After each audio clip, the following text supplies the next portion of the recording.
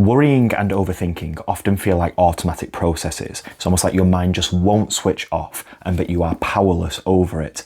But maybe it's not that you can't stop worrying and overthinking, it's just stopping feels too uncomfortable to face. One of the biggest behaviours that drives anxiety is rumination. Now, it isn't just overthinking, it is a mental compulsion that we engage in, and it is an attempt to either solve, figure out, or make sense of something that feels threatening to us. And it's done by thinking alone, not by a physical behaviour. And rumination is you getting involved and pulling on that thread, going down the rabbit hole of your anxious thoughts. And it can often sound like, why am I feeling this way? What if this never goes away? What does this thought or feeling mean about me?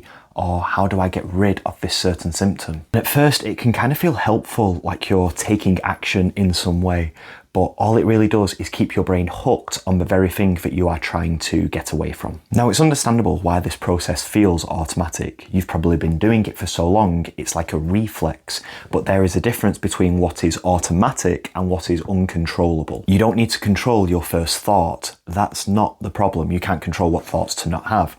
It's the second step after that thought comes in, the mental spiral that follows and all of the behaviours that we do to engage with the thoughts. I know it's difficult, but that part really is a choice. It's just a choice that is difficult to make. Because stopping ruminating doesn't feel good at first, and it feels like you're leaving something really high stakes or really risky on the table and unattended, and like you're being really reckless in doing so. It feels wrong and it feels uncertain. And that's kind of what recovery asks of you, not to suppress the thoughts, not to feel instantly better or calm, but be willing to let the thoughts sit there without doing anything about it. Now, this for you could sound like, I see that thought there and I feel the pull to do something about it, to engage with it mentally, but I'm choosing not to go there. And that is a hard choice. Or it could be, I've just caught myself ruminating or worrying or getting involved with this thought, and I can acknowledge this, but now I'm going to guide my attention away from doing so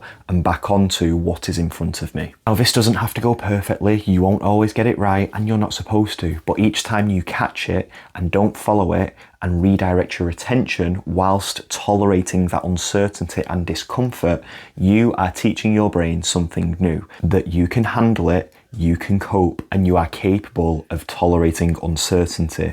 You don't need to know. You are capable of leaving it alone. That you can be here as you are and let that noise just pass on its own when it's ready.